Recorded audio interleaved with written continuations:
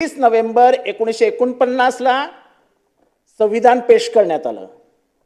26 जानेवारी 1950 ला ते राष्ट्राने स्वीकारलं। त्याच्यात प्रियांबल आलं, we the people of India solemnly affirm, आणि आपण स्वीकारलं। तेव्हा ह्या संविधान आम्ही मानत नाही, त्याच्यात मनुस्मृतीचा स्पर्श नाही, म्हणून आम्हाला ते मान्य नाही, अशी आरएसएसची भूमिका होती। अध्यक्ष महोदय, तिरंग्याला आमचा विरोध आहे, कारण का तो 3 रंगाचा आहे। मनुस्मृतीचा स्पर्श नाही, आम्हाला संविधान मान्य नाही, ही यांची भूमिका होती। चंद्रकांत दादा बोलणार आहेत। जितेंद्रजी, तुम्हाला खोटं बोलण्याची पीएचडी द्यायला लागेल आणि मानलं नाही। अरे काय आव्हान आहे, चला रात्रभर बसा चर्चेला, चला आता बसा चर्चेला। हा किती वेळा घटना दुरुस्त केली तुम्ही? 106 वेळा घटना दुरुस्त केली। काही थापा मारतात यार, काही थापा मारता आणि बसवतात। चला खबर, आता मला बोलू द्या। बसा खाली हे राणाजी, बसा खाली। आता हसायचं ना, आता सिरियसली, आता सिरियस बोला चालेल। रात्रभर चर्चा करायची, रात्रभर। पंडित जवाहरलाल नेहरूंपासून ते मोदीजींपर्यंत 106 वेळा घटना दुरुस्ती झाली। अरे ऐका ना, आता कशाला, आता पूर्ण ऐका, आपलं बिल आहे। हो अध्यक्ष महोदय, 106 वेळा घटना दुरुस्ती झाली। त्या 106 घटना दुरुस्तीमध्ये ज्या 2 वेळेला ह्या देशाचा पंतप्रधान होण्याची संधी ही भारतीय जनता पार्टीला मिळाली, स्वर्गीय अटलजी आणि नरेंद्रभाई मोदी। त्यांनी 106 पैकी 10 वेळाच घटनामध्ये दुरुस्ती केली। मग विश्वजितची 96 वेळेला कोणी केली? तुम्ही केली। मोदीजींनी केलेल्या घटना दुरुस्त्या काय? तर महिलांना विधानसभा आणि लोकसभेमध्ये 33% आरक्षण दिलं पाहिजे। ही दुरुस्ती योग्य आहे की बाळासाहेब चुकीची आहे? मागे घेऊया का दुरुस्ती? दुसरी दुरुस्ती, 10% आर्थिक आरक्षण गरिबांना मिळालं पाहिजे। विजयजी, दुरुस्ती मागे घेऊया का राहू दे, कंटिन्यू करूया? अटलजींनी केली, 6 ते 14 ह्या वयोगटाला मोफत आणि सक्तीचं शिक्षण मिळालं पाहिजे। सुनीलजी, काय ठेवूया की नको ठेवूया? तुम्ही काय घटना दुरुस्ती केली?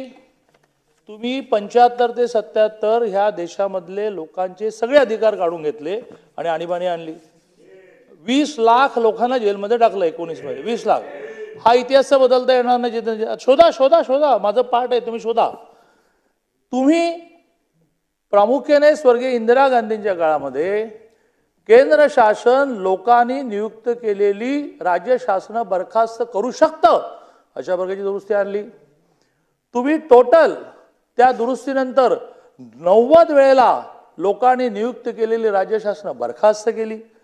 इंदिरा गांधीजी 80 ला झाल्या पंतप्रधान, सगळी देशातली राज्य सरकार तुम्हाला टोटल 90 वेळा, सुनील बाबूजी माझ्याकडे असं इयर वाईज आहे। मोदीजीने किती वेळा या कलमाचा उपयोग केला? एकदा। 370 कलम रद्द करताना जम्मू काश्मीरमध्ये काही प्रॉब्लेम होईल म्हणून त्यांनी राष्ट्रपती राजवट आणली, आणि मग आता आणली असेल तर प्रामुख्याने 2019 ला ज्यावेळेला महाराष्ट्रात सरकार फॉर्म होत नव्हतं त्यावेळेला 1 महिन्यासाठी राष्ट्रपती राजवट आणली। तुम्ही आता फोडण्याचा विषय चाललाय, घटनेचा विषय झालाय, फोडण्याचाही सांगतो ना। थांबा, फोडण्याचंही कौशल्य तुम्हीच शिकवलं लोकांना। पहिल्यांदा तर या सभागृहाचे सदस्य नसताना नाव घेतलं तर पुन्हा माझ्यावर तुम्ही ऑब्जेक्शन घ्याल, पण सुरुवात तर 78 साली झाली ना। या देशामध्ये पक्ष फोडण्याचं काम तर पहिलं कोणी केलं? 78 ला झालं। आणि आश्चर्य आहे तुमचं स्किल इतकं की ते तुम्ही बाहेर येऊ देत नाही। आणि अजितदादा बाहेर पडले, एकनाथजी बाहेर पडले, याच्यावर काय खोके करता। मग त्यावेळेला खोके नसतील बहुतेक, त्यावेळेला पेट्या होत्या। आपण मुंबईकर म्हणून पेटे आणि खोकीतला फरक कळतो ना। मला तर पूर्ण करू द्या ना, मला पूर्ण करू द्या। हां, पूर्ण करू द्या। आता ह्यांनी नवीन नॅरेटिव्ह काय सेट केला? 1952 साली जनसंघाची स्थापना झाली। अध्यक्ष महोदय, 52 साली जनसंघाची स्थापना झाली, तर ते म्हणतात काय की 1949 सालीच्या घटनेला जनसंघाने विरोध केला। मग लगेच विजयजींनी बदललं, म्हणाले हो जनसंघ नव्हता तर हिंदू महासभा होती, मग बदललं मनुवादी। अरे काय मनुवादी आणि काय चाललंय? कोणी मनूचा स्वीकार केला? कोणी कधी पुरस्कार केला का मनूचा स्वीकार? पुरस्कार हा कुठल्या कुठल्या गव्हर्नमेंटने पुरस्कार केला? नाही, म्हणून म्हटलं की माझी विनंती अशी आहे की राजकारणापाशी राहू द्यात. समाजामध्ये जे भेद निर्माण करतो आपण, त्यातून काय स्थिती निर्माण झाली आहे ते बीड जिल्ह्यामध्ये जाऊन बघा. त्यामुळे स्वतःच्या स्वार्थासाठी आपण समाजाच्या चिंध्या करत निघालेलो आहोत. त्या चिंध्या करत असताना लक्षात येत नाही की या महाराष्ट्राची परंपरा संत महंतांची, की त्यांनी मेहनतीने, सामाजिक सुधारकांनी त्यांनी मेहनतीने हा समाज एक ठेवला आणि आपल्या स्वार्थासाठी आपण सगळं त्याचं जे काही तेवढे तुकडे करता येईल तेवढे करायचे. म्हणजे राजकारणापलीकडे डिबेट करूया ना. आव्हाड साहेब महोदय, नाही, एक मिनिट नाही, तोडायचं नाही मध्ये. अध्यक्ष महोदय, on record, on the 11th December 1949, the RSS organized a public meeting at the Ramlila Maidan, where speaker after speaker condemned the bill. साहेब 40 अध्यक्ष महोदय, त्यांच्यावर बंदी नव्हती, नंतर ती नेहरूंनी उठवली. सागर साहेब आपल्यालाही संधी आपल्यालाही देतो. एकदा उद्या आव्हाड साहेब लवकर संपवा. मला बोलू दे ना आता. दादा चंद्रकांत आपण पुराव्यावर बोलू ना. कशाच्या पुराव्यावर बोलता सॉरी, आदरार्थी बोलतो. अध्यक्ष महोदय, our constitution आव्हाड साहेब संपवा, लवकर संपवा. to just is a cumbersome and heterogeneous piecing. म्हणजे जगातले सगळे संविधान एकत्र करून आपण संविधान आणलंय असं कोण म्हणतंय? तर स्पीकर आफ्टर स्पीकर जे रामलीला मैदानावर जमर झाले होते ते बोलतायत. नंतर हे सगळं कुठनं घेतलंय मी? The bunch of thoughts written by M.S. Golwalkar. मी बाहेर बोलत नाही, मी गोळवळकरांचं पुस्तकच आणून देतो. अध्यक्ष महोदय, ह्याच्यात सावरकरांचंही विधान आहे, मला वाद वाढवायचा नाहीये, पण आम्हाला हे संविधान मान्य नाही. संपवा अध्यक्ष महोदय, आम्हाला हे संविधान मान्य नाही, त्याच्यात मनुस्मृती आहे आणि म्हणून आम्ही संविधान मान्य करणार नाही अशी भूमिका हिंदुत्ववादी संघटनेची होती. त्यांचा तिरंग्यालाही विरोध होता. ते म्हणायचे त्या तिरंगामध्ये 3 रंग आहेत आणि 3 हा अशुभ आकडा आहे, आम्हाला झेंडा मान्य नाही, आणि आता फिरतात घर तिरंगा करत. अध्यक्ष महोदय, माझं संपू द्या. अध्यक्ष महोदय, माझं संपू द्या. अध्यक्ष महोदय, माझं संपू द्या. लवकर संपवा. अध्यक्ष महोदय, आव्हाड साहेब संपवा. संपवतो. अध्यक्ष महोदय, माझं संपू द्या ना. लवकर संपवा. अध्यक्ष महोदय, 1993 पर्यंत RSSच्या मुख्यालयावर तिरंगा कधीच लागला नाही. तो तिरंगा आम्ही लावला. आम्ही काँग्रेसचे कार्यकर्ते. सागर साहेब अरे तिरंगा लावायला हरकत आहे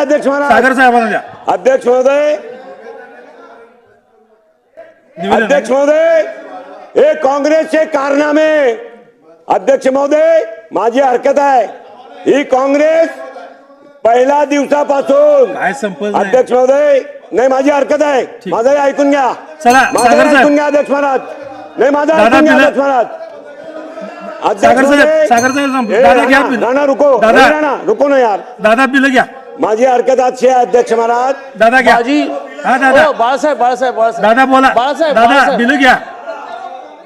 मी अध्यक्ष महोदयांना विनंती करतो की ही सगळी बजेटच्या बाहेरची चर्चा जी आहे सगळ्यांचीच, ती जरा अशी बाजूला ठेवा. उद्या अभ्यास करा, योग्य ते ठेवा, अयोग्य ते काढा. योग्य तो निर्णय घेऊ. सन 2024 चे विधानसभा विधेयक क्रमांक 13 महाराष्ट्र सॉरी माझी आपल्याला विनंती आहे की जो महत्त्वाचा विषय होता त्याच्या व्यतिरिक्त जी काही चर्चा इथं झालेली आहे ती सगळी रेकॉर्डवरून काढून टाका. सगळी काढून टाका, कुठलीही ठेवू नका.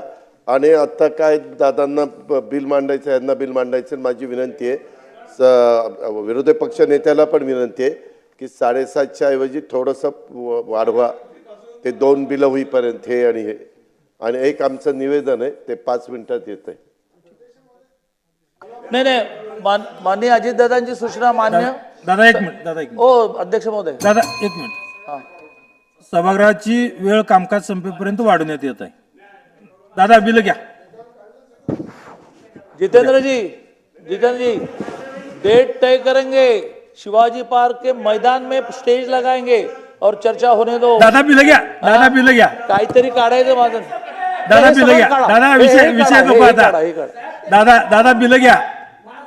आव्हाड साहेब उद्या एक्सेप्ट शिवाजी पार्क ठरलंय. आव्हाड साहेब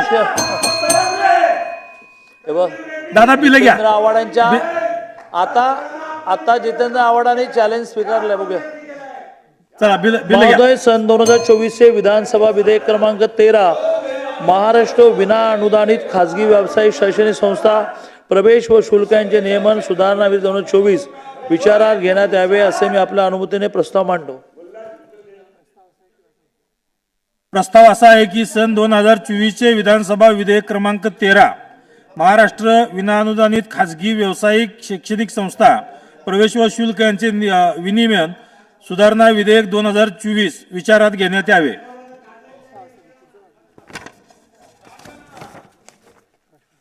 प्रश्न असा आहे की सन 2024 चे विधानसभा विधेयक क्रमांक 13 महाराष्ट्र विनाअनुदानित खाजगी व्यावसायिक शैक्षणिक संस्था प्रवेश व शुल्क यांचे विनियमन सुधारणा विधेयक 2024 विचारात घ्यावे काय? अनुकूल असतील त्यांनी होय म्हणावे, प्रतिकूल असतील त्यांनी नाही म्हणावे. होयचे बहुमत आहे. विधेयक विचारात घेण्यात येत आहे. विधेयक खंडशः विचारात घेणे. जरा थोडी माहिती म्हणजे मग मला 1-2 मिनिट त्याच्यावर आपली पासून अनुदान ज्या संस्थांना आपण देत नाही, प्रामुख्याने व्यावसायिक संस्था, त्यांचं फी ठरवण्यासाठी शुल्क नियमन समिती एक झाली. त्या शुल्क नियमन समितीमधून पॉलिटेक्निक शुल्क नियमन समितीमधून पॉलिटेक्निकची फी ठरवण्यासाठी एक वेगळं प्राधिकरण आपण केलं. ते प्राधिकरण करत असताना त्याचे अध्यक्ष कोण असावेत याची जी काही रचना कायद्यात झाली त्याच्यामध्ये रिटायर्ड हायकोर्ट चीफ जस्टिस किंवा रिटायर्ड स्टेट चीफ सेक्रेटरी अशी झाली. गेले 6 महिने त्यातलं कोणीच तयार होईना, कारण त्या प्रत्येकालाच आफ्टर रिटायरमेंट काही व्यवधान असतात. म्हणून मग retired high court chief justice dash retired chief secretary of Maharashtra state किंवा रिटायर्ड ACS असा रिटायर्ड ACS शब्द टाकल्यामुळे काही अध्यक्ष मिळण्याचे ऑप्शन्स वाढतात. एवढा एकमेव छोटा बदल याच्यात करतो.